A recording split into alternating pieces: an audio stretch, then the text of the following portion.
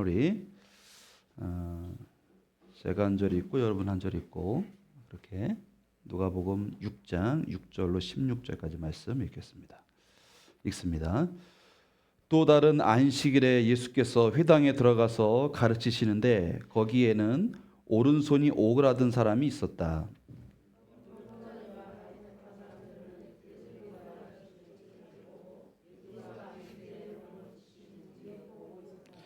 예수께서 그들의 생각을 아시고 손이 오그라든 사람에게 말씀하셨다. 일어나서 가운데 서라. 그래서 그는 일어나서 섰다.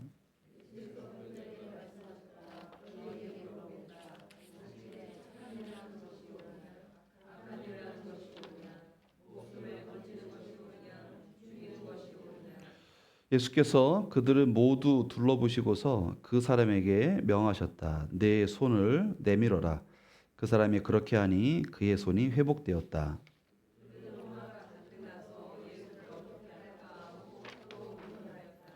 그 무렵에 예수께서 기도하려고 산으로 떠나가서 밤을 새우면서 하나님께 기도하셨다.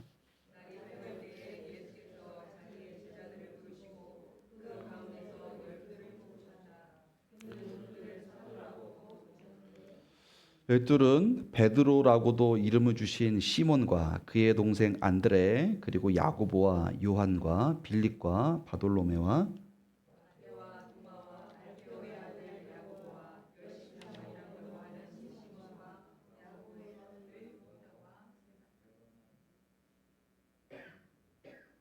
우리 16절이죠? 같이 읽습니다. 시작. 야고보의 아들 유다와 배반자가 된 가룟 유다이다. 아멘. 아멘.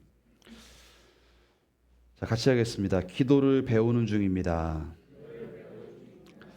여러분, 우리 기도는 누구에게 하죠? 기도 누구에게 합니까? 이거 되게 중요해요. 사실 우리가 살아가는 세상에 모든 사람이 기도합니다.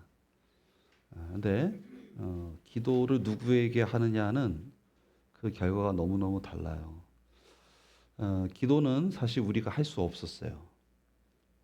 기도는 소통이고 대화인데 우리는 사실 기도할 수 있는 사람들이 아니었습니다. 그리고 우리가 기도할 수 있는 그 대상도 사실 우리가 갖지 못했던 전적으로 무능했던 존재들입니다. 근데 그리스도 예수를 통해서 하나님께서 우리와 화해를 하셨어요, 스스로. 그리고 우리가 하나님 앞에 기도하는 존재가 되었습니다. 기도는 여러분 우리의 필요를 얻는 것에만 그치지 않습니다. 사실은 우리의 필요죠. 근데 그 필요가 뭔지가 되게 중요해요. 그 필요가 무엇인지.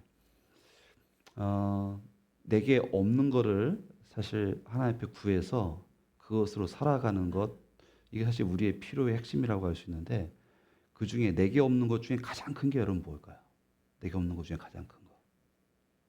하나님이죠. 그래서 사실 기도는 하나님을 구하는 행위예요. 근데 그게 물질이 된다거나 그게 어떤 사람 사이에서 소용되어지는 재화라든지 감정에 대한 것이라든지 이런 것이라면 사실은 그것은 어린아이와 같은 것일지도 모르겠어요. 우리들이 구해야 될 것은 하나님 자신을 구하는 것입니다. 하나님이 만약에 우리의 편이 되어주신다면 어떤 일이 일어날까요? 하나님 우리의 것이 되어주신다면 어떤 일이 일어날까요? 살아가는데 우리가 무엇을 하면 어떻게 살아갈지에 대한 아주 명확한 그런 지혜와 그런 판단력이 우리에게 있을 것입니다. 그래서 사실 우리들은 뭐 하는 사람들이에요? 죽을 때까지 기도를 배워가는 사람들이에요. 기도를 배워가는 사람들. 꼭 기억하십시오. 우리는 뭐 하는 사람들입니까? 기도를 배워가는 사람들이고, 너 요즘에 뭐 하고 지내? 그러면 여러분 어떻게 말할까요? 나 기도를 배워가고 있어. 이렇게 말하면 얼마나 멋있겠어요. 기도를 배워가고 있어. 나 요즘에. 그만큼 기도가 중요해요. 오늘 사실 나와 있는 이 본문의 내용도 기도에 대한 내용입니다. 근데 우리가 그 정황을 좀 알아야 될 것 같아요. 여러분 지금 우리가 누가복음 읽고 있잖아요. 근데 누가복음은 좀 주제를 잡아서 읽고 있는데 누가복음은 사실 하나님 나라에 대한 내용입니다. 누가는 그 관점으로 썼어요. 그래서 누가복음은 이 관점으로 읽지 않고 여러분이 그냥 성경이나 좀 읽어볼까? 이렇게 해서는 아마 누가복음에 담겨 있는 그 뜻이 다 여러분들에게 다가오진 않을 겁니다. 그래서 우리가 첫 시간, 우리가 지지난주엔 어떤 거 했죠? 세례 요한에 대해서 했습니다. 세례 요한은 이제 뭔가가 오고 있다. 거대한 하나님 나라가 오는데 그 하나님 나라는 이 세상의 악을 심판하고 의인에게 상급을 주는 한순간에 오는 세상의 종말의 순간이다라고 생각을 하고 그 메시지를 막 전했어요. 그때 사람들이 막 몰려왔죠. 그 재앙을 피하려고 막 회개 세례를 받으려고 왔습니다. 그때 세례 요한이 지적한 게 뭐예요? 내 삶의 중심이 무엇이냐? 도끼를 나무 뿌리에 갖다 대었다. 그러니까 회개에 합당한 열매를 맺어라. 그러니까 전체적인 하나님 나라의 그런 그림을 보여준 거예요. 그리고 이제 예수님 등장합니다. 그러니까 지난 시간이죠. 예수님은 실제적으로 하나님 나라가 어떤지를 아주 촘촘하게 보여주셨어요. 어떤 겁니까? 실패할 수밖에 없는 인생. 결실이 없는 인생. 왜? 하나님의 다스림이 그 삶에 없기 때문에. 그들의 삶 한가운데 들어가서 나의 지시를 한번 따라보아라. 그 지시를 따랐더니 그 실패 현장에서 풍성한 열매를 맺는 것을 경험하게 하십니다. 그래서 사람이 제가 죄인입니다. 저의 삶 가운데 하나님이 없었습니다. 저를 떠나십시오. 하나님 감당할 수 없습니다. 라는 고백을 이끌어내시고 두려워하지 말아라. 이제부터 너는 이 세상이 창조되었고 지금 그 창조주가 해가는 일, 잃어버린 영혼을 찾아서 생명의 나라를 옮기는 일을 하며 살아가게 될 거다라는 말씀을 주님께서 하시고 그들이 예수님을 따랐다는 얘기. 그게 지난주에 대한 이야기입니다. 오늘은 어떤 거냐? 그래서 그 하나님 나라를 이제 하시는 거예요, 예수께서. 그리고 예수님을 따랐던 사람들도 있어요. 근데 그 하나님 나라가 생각대로 그렇게 되느냐? 그렇지 않다라는 거예요. 이해할 수 없지만 하나님이 세상에 여전히 죄악이 세상을 지배하도록 하셨습니다. 그 이유를 알 수가 없어요. 그래서 하나님의 나라가 완전히 오기까지는 여전히 죄가 그 세력을 발휘하게 될 것입니다. 그 가운데서 저와 여러분이 하나님의 사람으로 부름을 받았어요. 그리고 하나님의 다스림을 받겠다고 선언을 했어요. 그리고 그 다스림을 받으면서 살아가는 사람이라면 적어도 그 삶에 두 가지 일이 일어나야 되죠. 첫 번째, 선한 일을 해야 되고 두 번째는 생명을 살리는 일을 해야 됩니다. 이게 하나님이 다스리는 사람의 삶이죠. 자, 그래서 이제 예수님께서 보여주시는 거예요. 오늘 6절에 한번 보시겠습니다. 안식일에, 그 앞에도 이제 안식일에 대한 얘기가 나와요. 예수께서 회당에 들어가서 가르치시는데 거기에는 오른손이 오그라든 사람이 있었다. 이렇게 기록하고 있습니다. 여러분 안식일은 이스라엘 백성이 그냥 쉬는 날이에요. 왜냐하면 이 날을 왜 쉬냐? 하나님 말씀하셨기 때문에 쉬는 거예요.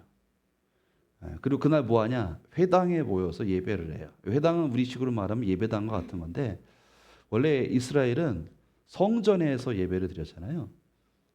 근데 이 왕조가 망하면서 성전이 파괴됐어요. 그리고 다른 나라에 끌려가서 포로 생활을 했어요. 거기에 성전을 세울 수가 없었어요. 그래서 그들이 살아가는 지역에 회당이라는 건물을 지어놓고 안식일마다 거기 모여서 하나님께 예배했어요. 근데 그 예배는 성전에 드리는 그런 예배는 아니에요. 성전에 드리는 예배는 짐승을 잡고 그 피를 제단에 뿌리고 그 제사장이 나와서 백성을 축복하면 그때 이제 사죄의 선언을 받은 백성들이 하나님께 기도하는 그런 희생 제물의 예배였어요. 근데 포로 생활을 하는데 그런 의식을 할 수가 없잖아요. 회당에 모여서 두루마리 성경을 읽고 그다음 그 성경의 말씀 풀고 함께 기도하고 이것이 이제 회당의 예배였습니다. 그리고 포로기에 돌아왔어요. 그리고 성전을 그냥 초라하게 지었어요. 그렇지만 그들이 포로 생활을 했던 습관대로 각 지역마다 회당이라는 것이었습니다. 그리고 유대 땅에 사는 모든 사람들이 매주 예루살렘 성전에 갈 수 없으니 지역에 있는 회당에서 안식일에 예배를 드렸습니다. 그게 회당이에요. 그런데 예수님께서 회당에 가셨죠. 근데 그 회당에는 어떤 사람들이 와요? 하나님께 예배하러 사람들이 모였습니다. 그런데 그 예배당의 분위기가 험악하죠. 오늘 여기 보면 예수님께서 회당에 들어가셔서 안식일에 하나님 예배하려고 온 그 하나님의 백성 같은 사람들에게서 주님께서 사람을 치유하시는 일을 합니다. 근데 사람들의 반응이 불편해요. 왜냐하면 안식일은 원래 하나님께 제정하신 이유는 생명이 쉼을 얻는 거예요. 여러분 살아있지만 죽은 것 같은 인생들이 있습니다. 지쳐서 죽는 것 같은 인생들이 있죠. 그들에게 하루를 쉰다는 것은 그냥 사는 거예요. 그래서 하나님께서 안식일에는 짐승도 쉬게 했고 남녀총도 쉬게 했어요. 하물며 여러분 육신이 병이 되거나 부유한 사람들은 얼마나 이게 회복되는 게 중요하겠어요. 그래서 예수님께서 안식일에 그런 치유 사역을 하셨어요. 회당에서. 근데 오늘도 보면 이 손 마른 사람, 오른쪽 손이 오그라든 사람, 이건 굉장히 불편하겠죠. 이 사람이 왼손잡이일지도 모르겠어요. 그렇지만 오른손이라는 건 상징하는 바가 굉장히 큽니다. 사람의 어떤 힘과 능력을 뜻하죠. 근데 그게 꺾인 사람이에요. 얼마나 불쌍해요. 그래서 그 사람을 병을 고쳐주신 이야기예요. 근데 2절에 보니까 율법학자들과 바리새파 사람들은 예수님을 어떻게든 이 사건으로 사법적으로 엮으려고 했어요. 그래서 예수가 안식일에 병 고치는지를 엿봤다 이렇게 되어 있습니다. 근데 8절에 보면 예수께서 그들의 생각을 아셨다. 아셨어요. 그리고 그 손이 오그라든 사람에게 말씀하셨죠. 일어나서 가운데 서라. 그래서 그가 일어섰어요. 예수께서 뭐라 그랬어요? 너희에게 물어보겠다. 그러면서 거기에 있는 사람들에게 물어봅니다. 안식일에 착한 일을 하는 것이 옳으냐, 악한 일을 하는 것이 옳으냐, 또 목숨을 건지는 것이 옳으냐, 죽이는 것이 옳으냐라고 물어보세요. 근데 이 다른 번역본, 뭐 마가복음이나 마태복음은 사람들이 아무 말 안 했다 그랬어요. 대답을 할 수가 없는 거예요. 이 사건은 맞지만 자기네들이 정해놓은 어떤 규칙을 어기는 건 싫은 거예요. 그래서 오늘 하나님 나라 백성들에게 우리에게 끊임없이 우리가 예배하고 기도해야 되는 이유 중에 하나는 우리에게는 계속 죄의 부산물들이 쌓입니다. 그래서 교회라 그래서 정결하고 교회라 그래서 다 하나님의 뜻에 합한 것은 아니에요. 그들이 어떤 교회를 세웠느냐는 마지막 불로 심판할 때 드러난다고 사도 바울은 분명하게 경계와 경고를 했습니다. 우리 교회 12주년인데 돌아봐야 돼. 어떤 교회를 세웠나. 이거 돌아봐야 돼요. 근데 사람들이 아무 말을 못해요. 그래서 예수님께 뭐라 그랬어요? 그 손 마른 사람에게 내 오른손을 내밀어라. 그랬더니 그 손이 회복이 되었습니다. 11절이 중요해요. 우리 11절 같이 한번 읽어보겠습니다. 시작.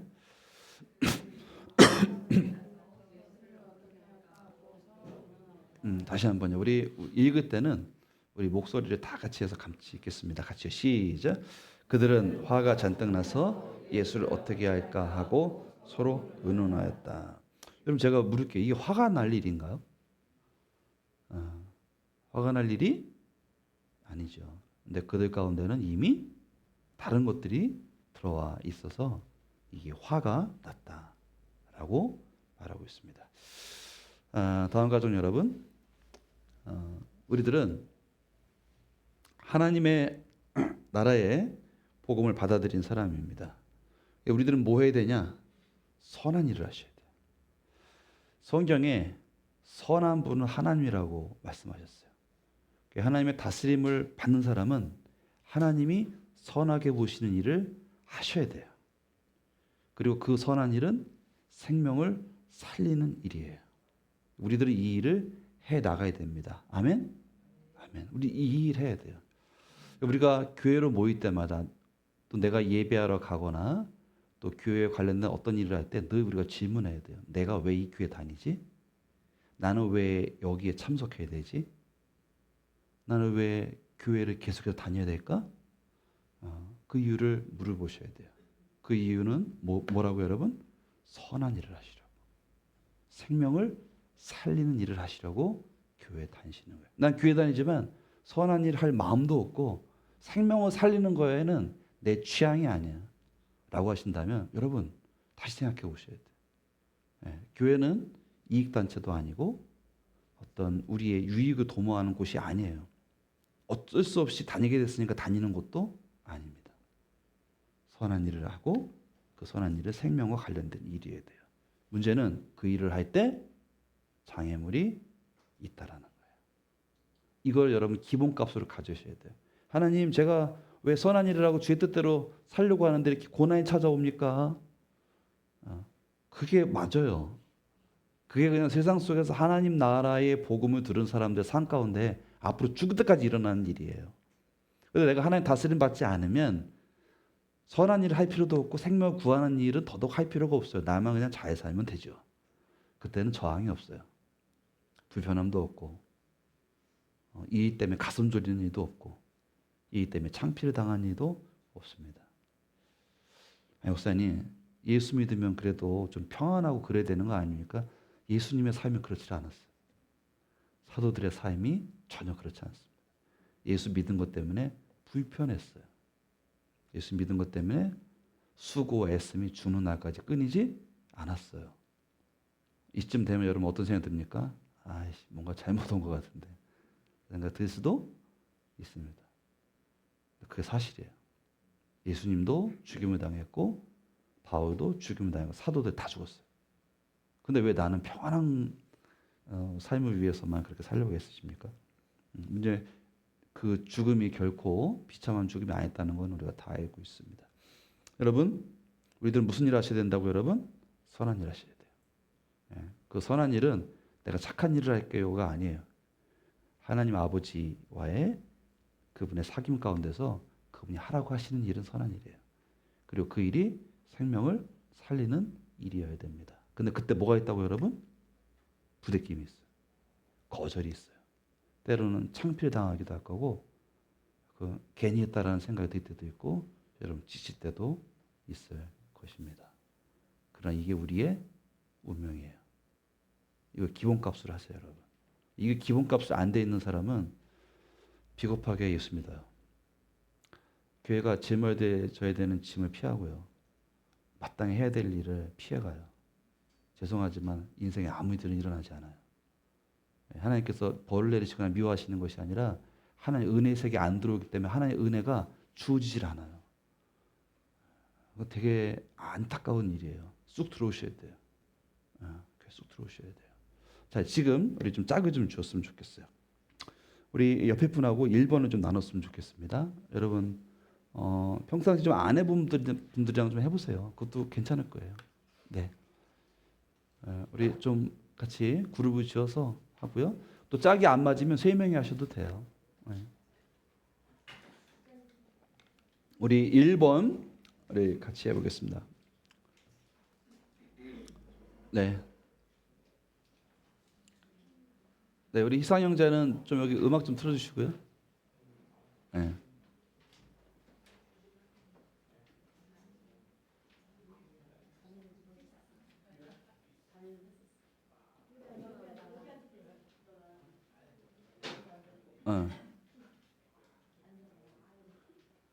됐어요?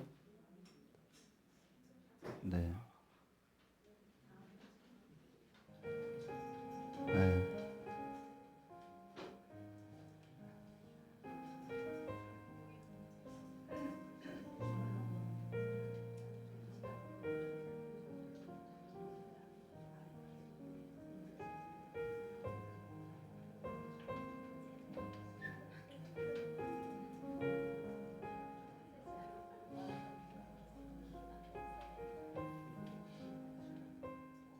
아니 저기 훈이 형제가 형제 저기 뒤에 가서 3명이서 같이 해줄래요? 거기 가서 오늘 훈이 형제가 같이 한번 해주세요. 오케이, 둘이 이렇게 하시고 연주하고 거기 그렇게 해주세요. 오케이, 됐습니다. 네, 같이 3명이서 가서.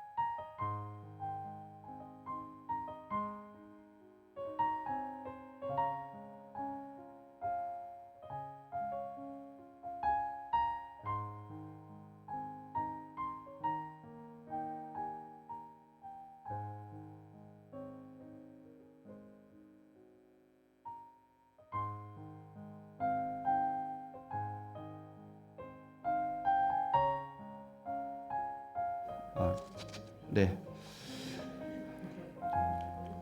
네, 됐나요? 네, 네, 그 짝이랑 계속 하시면 될 것 같고요. 네. 아, 자, 여러분 어떠세요? 서로 얘기 들어보니 예수 믿는데 약간 부대낌들이 좀 있으세요? 네, 내 옆에 있는 분은 하이패스다. 거리끼는 게 없다. 이분은 뭐 그런 분 있으십니까? 네, 그분을 품고 기도하셔야 돼요. 자, 우리 예수를 정말 잘 믿으면 믿는 사람들 사이에서도 예수를 정말 따르지 않는 사람들이 밀어내는 게 있고요. 예수를 모르는 사람 가운데서도 그런 일을 숱하게 경험합니다. 왜냐하면 가치관이 다르기 때문에 그래요. 근데 만약에 그게 없다. 그럼 사실 내 안에 하나님의 생명이 없는 것과 같아요. 이 부분 우리가 서로 좀 점검했으면 좋겠고. 자, 그렇게 해서 11절에 보면 사람들이 잔뜩 화가 났어요. 그래서 예수를 어떻게 할까 하고 서로 의논했어요. 네. 여러분 이게 보통 일이 아니고 이것 때문에 예수님이 죽어요. 지금 미리 말씀드리지만 이것 때문에 예수를 죽여요. 기어이 십자가에 죽여요. 네. 자, 이게 운명이에요. 예수 믿는 사람들의. 근데 그 예고된 그 죽음을 그냥 끌려가서 죽냐? 그러지 않고 그 정해놓은 시간 안에 죽음을 향해 갈 때 주님께서 이 사건에 대한 대처는 우리가 꼭 배우셔야 됩니다. 우리 12절을 같이 읽습니다. 시작. 그 무렵에 예수께서 기도하려고 산으로 떠나가서 밤을 새우면서 하나님께 기도하셨다. 이렇게 되어 있습니다. 그 무렵에 이런 사건이 있고 난 뒤에 예수님께서 기도하려고 산으로 떠나가서 일상의 공간에서 떠나가신 것 같아요. 그리고 밤을 새우면서 하나님께 기도하셨다. 이렇게 되어 있습니다. 여러분 너무나 간단 명료한 문장이에요. 여러분 삶은 문제가 있는 게 중요한 게 아니고요. 그 문제를 어떻게 푸냐가 중요하잖아요. 하나님 나라 백성에게도 마찬가지입니다. 어려운 일들이 숱하게 발생해요. 근데 그 문제를 없이 하는 게 아니라 만약에 그게 하나님의 다스림을 살려고 하는 삶 가운데 나타난 일이라면 하나님께서 그 문제를 다루실 거예요. 이게 우리가 모든 부대낌을 바라보는 관점이 되어야 됩니다. 그래서 예수께서는 이제 그 방식으로 문제를 푸시는 거예요. 일상의 공간을 떠나서 산으로 가서 밤을 새면서 하나님께 기도했다. 여기 체크해 봐야 될 거는 첫 번째, 여러분, 예수님은 일단 기도의 습관이 있으셨던 것 같아요. 기도의 습관. 이 습관은 우리가 평상시에 길러 가셔야 됩니다. 여러분, 제가 스포츠 예를 좀 많이 드는데 야구라는 종목이 있어요. 근데 야구는 막 사람들이 뛰어다니지는 않아요. 그냥 가만히 서 있고 그 투수는 던지고 던지는 것도 계속 던지는 게 아니라 던졌다가 좀 이렇게 있다가 던지고. 그 야구는 한 뭐 3-4시간 이렇게 진행이 돼요, 경기가. 근데 대부분의 사람들은 하는 애가 앉아 있고 그렇게 해요. 그래서 뭐 축구나든지 이런 종목에 있는 선수들이 야, 너네 야구 선수들은 뭐 하는 거냐? 이렇게 되지만 야구 선수들도 사실 런닝을 해요. 평상시에. 세게 달리기도 하고 천천히 달리기도 하고 그렇게 합니다. 왜 그렇게 그러면 런닝을 하느냐? 뛰어야 될 시기가 있어요. 뛰어야 될 때. 근데 달리기 훈련이 안 된 사람은 그때 못 뛰어요. 근데 굉장히 훌륭한 커리어를 이어가는 선수들은 굉장히 빨라요. 그 평상시에 그 훈련을 했기 때문입니다. 그래서 우리에게 뭐가 필요하느냐? 기도하는 습관이 필요해요. 보통 이렇게 하면 여러분들이 어떻게 받아들이냐면 난 기도하는 습관도 안 돼 있고 이렇게 해서 요 지점에 가면 우리 안에 좌절감이 있어요. 이런 소리는 숱하게 들었잖아요. 기도해야지. 근데 그게 잘 안 되죠. 근데 아주 중요한 원리는 우리가 기도의 습관을 기르는 방법 중에 가장 좋은 거는 공동체로 모였을 때 기도하는 거예요. 강력해요, 여러분. 네. 그래서 여러분들이 주일날 나와서 예배 드리고 나서 뭐 해요? 기도 같이 하시는 거예요. 수요일 날 뭐 합니까? 말씀 읽고 뭐 해요? 수요일 밤 저녁 예배 때 기도하세요. 가정 예배로 모이면 뭐 합니까? 기도 더 많이 하셔야 돼요. 기도. 저도 우리 말씀 나누는 많이 하고 가정교회 하면 3시간 4시간 하는데 적어도 가정교회 기도 30분 이상 하셔야 돼요. 말씀 좀 줄이세요. 나누는 거 좀 줄여요. 그리고 밥 먹고 친교하는 시간 약간 좀 줄이세요. 기도를 더 많이 하셔야 돼요. 왜? 함께 모여서 기도하는데 파워풀한 하나님의 영적인 능력이 드러나기 때문에 그래요. 기도를 더 많이 하십시오. 기도를. 그래서 여러분 모일 때마다 뭐 해라? 기도해라.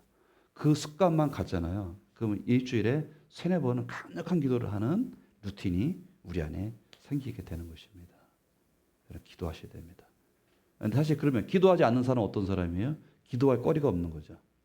하나님의 나라를 살아내지 않습니다. 부대낌이 없어요. 그 문제를 가지고 하나님께 나아갈 이유가 없어요. 기도하지 않죠. 우리 더함께 모든 교우들은 기도할 거리가 많기를 주님의 이름으로 축복합니다. 그리고 정말 기도의 능력을 알아야 되는데 그 기도는 공동체를 함께 모일 때 기도하는 거예요. 우리 보통 공동체를 모여 기도할 때 내 개인이 기도할 때보다 엉성엉성하게 기도할 때가 많아요. 왜냐하면 와닿지 않으니까. 근데 아니에요. 공동체로 기도할 때 하나님께서 엄청난 능력을 주세요. 여러분 꼭 기억하시고 우리 공동체 루틴하게 구하는 게 있어요. 첫 번째 뭐를 여러분? 찾는 일을 위해서 기도하는 거죠. 그다음에 뭐를 위해서 기도해요 여러분? 설화를 위해서 기도하셔야 되고 공동체 현안에서 기도할 것입니다. 또 선교를 위해서 기도하고 그 일을 우리가 하게 될 것입니다. 자, 기도의 자리 또 기도의 습관이 있느냐라는 거고요. 두 번째는 거기 같이 하겠습니다. 밤을 새우면서 하나님께 기도하였다. 네, 우리 끝까지 해주세요. 앞에만 하지 말고 다시 하겠습니다. 밤을 새우면서 하나님께 기도하셨다. 네, 여러분 어떤 거는 밤을 새워서 기도해야 될 게 있어요. 근데 밤을 새워서 기도해야 되는데 밤을 새워서 기도하지 않고 하나님 뭐 아시지요? 뭐 이러면서 가는 사람이 있어요. 여러분 잘 보세요. 예수님은 하나님의 아들이에요. 이분은 병자를 치유하는 능력이 있었어요. 이 문제 딱 접하고 나서 아주 손 좀 봐야 되겠다. 그렇게 할 수도 있어요. 근데 예수님 밤을 새울 일이냐고 이게. 근데 밤을 새울 일이셨죠. 여러분 이런 기도 깊은 기도를 하지 않는 사람은 내가 뭘 할 수 있을 것 같은데 이거 그냥 누구한테 좀 부탁 좀 하고 이렇게 할 수 있을 것 같은데 그럼 기도할 일이 없는 거죠. 예수님께서 어떻게 하신 거예요? 이거는 사람들을 맞대항해서 그 사람들에게 어떤 내 힘을 과시하거나 이거는 그냥 하나님 없이 살아가는 사람들의 자연적인 거예요. 그러지 않고 이들의 화가 결국은 자기 십자가 죽음으로까지 이어질 것인데 그러나 그 여정을 어떻게 갖고 갈 것인가에 대한 예수님의 간절한 기도고요. 죽음 이후에 그러면 어떤 일들이 일어날 것인가? 본인이 갖고 온 그 하나님 나라가 어떻게 이어질 건가? 그거에 대한 전 과정에 대한 하나님의 지혜를 구하는 것이니까 그 기도는 밤을 새워서 기도하는 것이에요. 여러분 각자에게 다 있어요. 이 이야기 들어보고 여러분 스토리를 알면 여러분 기도해야 될 내용이 있습니다. 근데 그 기도할 내용에 대해서 지독하게 기도하지 않아요. 지독하게 기도하셔야 돼요. 어떤 거 하나님께 위탁해야 될 기도 제목이 있지만 어떤 거는 밤새 기도해야 될 내용도 있는 것이에요. 주님께서 그렇게 기도하셨습니다. 이 루틴을 여러분 잘 보세요. 어떻게 한다? 하나님 나라의 백성의 삶에는 뭐가 있다? 저항이 있다. 선한 일과 생명을 살린 일은 반드시 저항이 있다. 근데 그이 때문에 크게 낙담하지 마라. 그이 때문에 주저앉지 말아라. 포기하지 말아라. 주님께서 가르쳐 주신 것은 어디로 가라? 기도하는 자리로 가라. 그리고 하나님 앞에 지혜를 구하라. 어떻게 구하라? 밤새, 오래, 깊게 구하라. 여러분 밤새 주님께서 기도하면서 어떤 기도를 했을 것 같아요? 아마 제가 그냥 추측해보건데 하나님께서 지혜를 주신 것 같아요. 주님께서 아랬더니 하나님께서 그 문제에 대해서 이렇게 보여주시고 그럼 주님께 주셨으니까 그 문제가 내 것이 돼야 되잖아요. 그럼 그걸 어떻게 합니까 주님? 그 주님께서 또 가르쳐 주시고 또 그거 또 묻고 그래서 밤새 숙려하는 기도를 하셨던 것 같습니다. 자, 두 번째 우리 제가 같이 우리 옆에 사람과 좀 나눠줬으면 좋겠어요. 두 번째 질문이요. 네, 같이 옆 사람과 나눠주십시오. 여러분 경청하시고 함께 좀 들어보세요.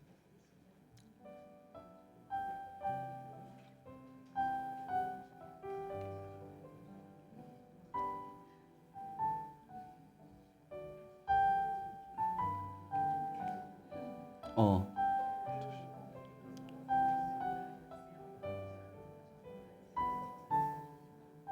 거기는 네 명이서 해요.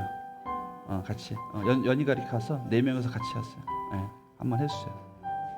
음.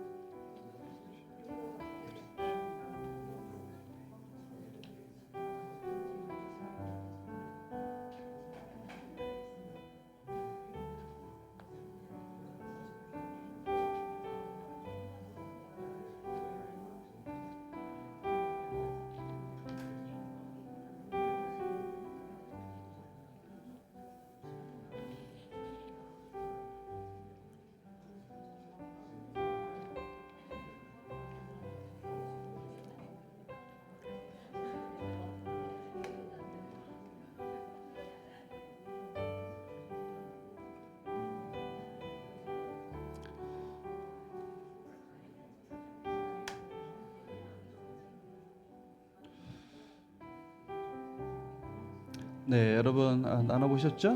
네, 우리 시간 찬양 같이 좀 했으면 좋겠습니다. 주가 보이신 생명의 길. 우리 이 찬양 다 아는데요. 우리 같이 찬양해 보겠습니다. 가사 생각하면서 같이 부르겠습니다.